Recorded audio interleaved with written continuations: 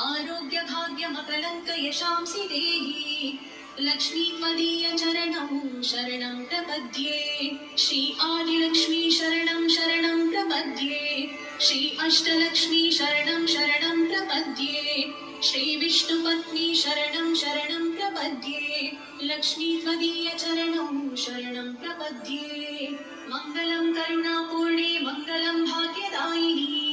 मङ्गलं श्री महालक्ष्मी मङ्गलं शुभमङ्गलम् अष्टकष्टहरे देवी अष्टभाग्यविवर्धिनी मङ्गलं श्री महालक्ष्मी मङ्गलं शुभमङ्गलम् क्षीरोदधि समुद्भूते विष्णुवक्षस्थलालयात् मङ्गलं श्री महालक्ष्मी मङ्गलं शुभमङ्गलम् धनलक्ष्मी धान्यलक्ष्मी विद्यालक्ष्मी यशस्करी